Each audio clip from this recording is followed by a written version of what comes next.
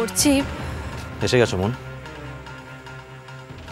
কি বাহা, আমার সঙ্গে কথা বলবে না? না দিদিমণি। ভালো আছো?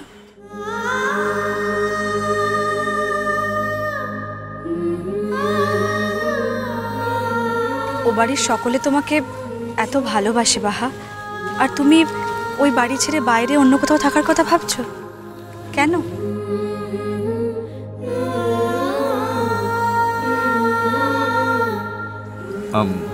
মন, আমি তো তোমাকে ফোনে বলেছিলাম যে আমি বাহার মুখ থেকে বাহার কথাটা শুনতে চাইছিলাম। বাহা, ও বাড়ি ছেড়ে বাইরে কোথাও থাকাটা তোমার জন্য ঠিক হবে না। ওরা কষ্ট পাবে, আর শেষ পর্যন্ত যখন ওদের সঙ্গে একসঙ্গে তোমাকে সুখে থাকতে হবে,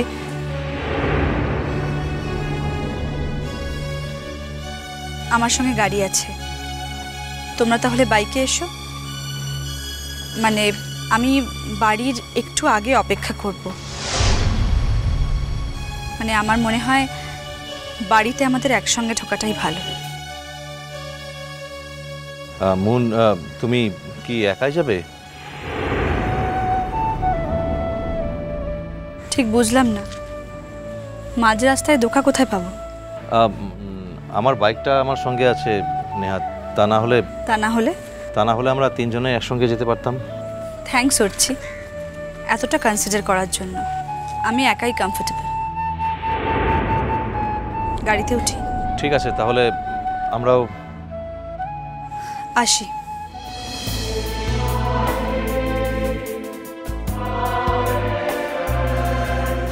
দিদিমণি,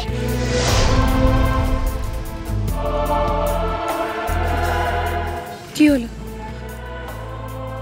মু যাব তোর সঙ্গে। কেন? এ আবার কি কথা বাহা? একসঙ্গে দুজনে এতটা পথ আসলে, আর এখন তোমার অর্চি বাবুকে ফেলে তুমি একা আমার সঙ্গে চলে যাবে? তাই কখনো হয়? যাও।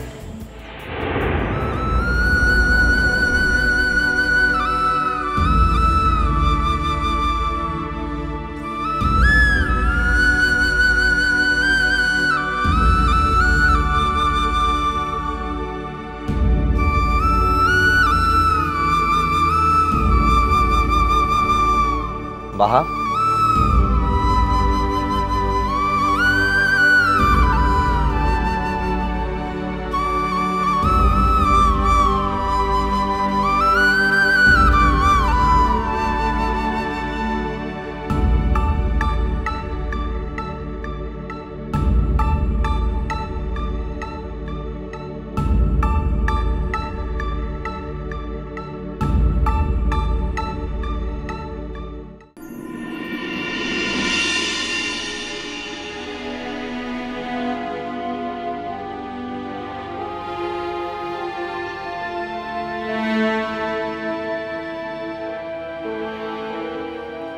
বাবা আজকে কাগজটা দেখেছো সকাল থেকে?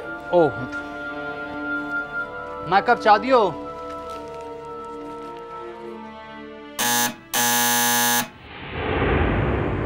আরে কে আছো এখানে? দেখো না কে এসছে, বেল দিল। ওই মনে হচ্ছে পাড়ার পুজোর ব্যাপারে যাদের আসার কথা ছিল ওরাই এসছে। না আমি দেখছি। দাদা কে এলো বলো তো? বাবু গেছে দেখতে। আচ্ছা, বলছিলাম যে ওই অষ্টমীর খাওয়া দাওয়াটা এবার বোধহয় হবে না। আমরা কত পারবো বলো? একা বাবুর ঘরে প্রচুর চাপ পড়ে যাচ্ছে। তা বললে হবে কেন? একদিন যারা দেখতেন তারা সব পাড়া ছেড়ে চলে গেছেন, এখন আমাদেরই তো সবাই মিলে পুজোটা উতরাতে হবে, তাই না?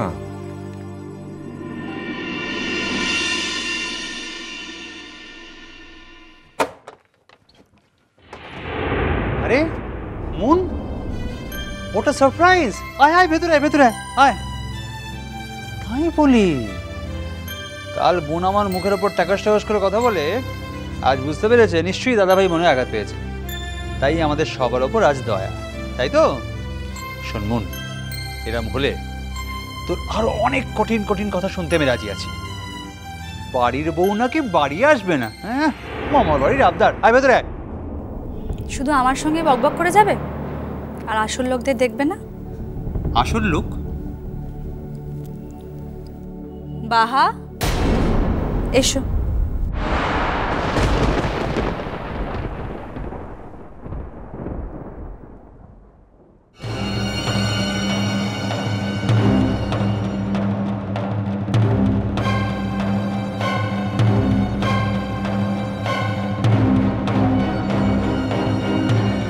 কিরে তুই? আর বলো না, সে তো পলাশবনি থেকে প্রতিজ্ঞা করে এসছে যে আর এই বাড়িতে উঠবে না।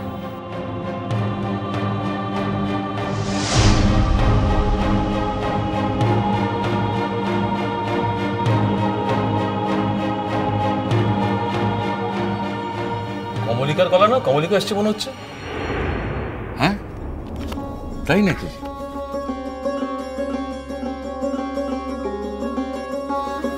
মনে হচ্ছে বাবুর সঙ্গে কথা বলছে। যাক বাবা, ঘরে বউ ঘরে ফিরে এসছে। কমলিকার গলা পেলা মনে হলো। হ্যাঁ, বাবুর সঙ্গে কথা বলছে মনে হচ্ছে। যে সরু না, যেতে দাও। শুধু কি তোমরা যাবে নাকি? আমরা যাবো না? না ওনারা সব ব্যাপারে আগে থাকবে। শোনো, যা বলবে বলো, আজকে কিচ্ছু বলবো না, কোনো রাগ নেই, সব ক্ষমা করে দিলেও আজকে ঘরের বউ ঘরে ফিরেছে। দেখো না, আর যেতে দিই একবার যখন দাদা চলো যাই। তোর সাথে ওদের কোথায় দেখা হলো? মুন আমাকে ফোন করেছিল, তখন আমি... দাদা ভাই, তুমি গোয়েন্দার মতো প্রশ্ন করো না তো। তুমি কি ভাবো ওর সঙ্গে আমার ফোনে কথা হয় না নাকি? তোমার কমলিকা?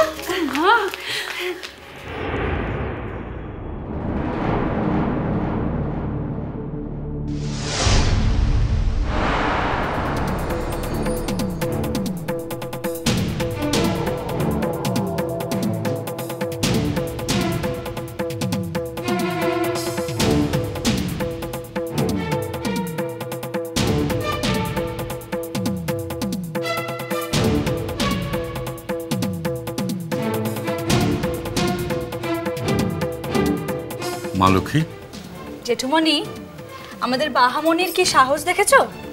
কলকাতায় এসে ও নাকি হস্টেলে থাকবে ঠিক করেছে। অর্চি আমাকে বলাতে, মানে আমি আর অর্চি মিলে ওর প্ল্যানটাকে ক্যান্সেল করেছি, বাতিল করেছি।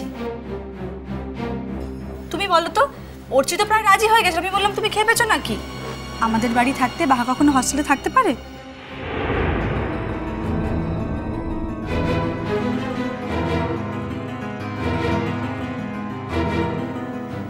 বাহা, কি হলো?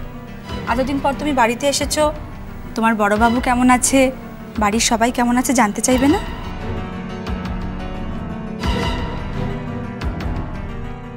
তা যদি ওর এখন হস্টেল বেশি পছন্দ হয় তাহলে তো... এটা তুমি কি বলছো বাবা? এই বাড়ি ছেড়ে ওর কখনো হস্টেল বেশি পছন্দ হতে পারে?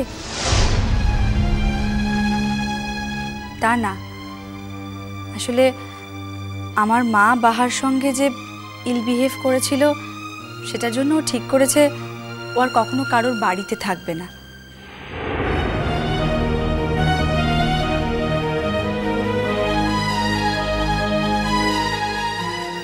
বাহা, আমার মায়ের হয়ে আমি তোমার কাছে ক্ষমা চেয়ে নিচ্ছি বাহা,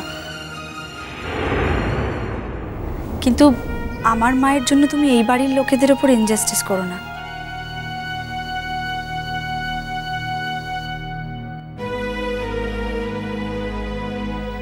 এই বাড়ির লোকেরা, এই বাড়ির প্রত্যেকে তোমায় কত ভালোবাসে তুমি বোঝো না?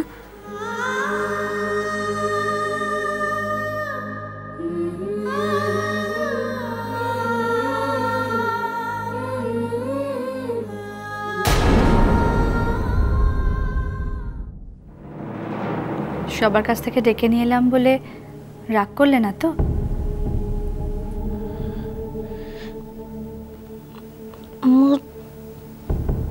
তোর পথে গুছাটো করব। আগের মতো ভালো করে কথাও তো বলছো না। মো কথা বলিলে? যেটুকু জিজ্ঞেস করেছি তার উত্তর দিয়েছো। মিষ্টি কুটু মিষ্টি কুটু মিষ্টি কুটু।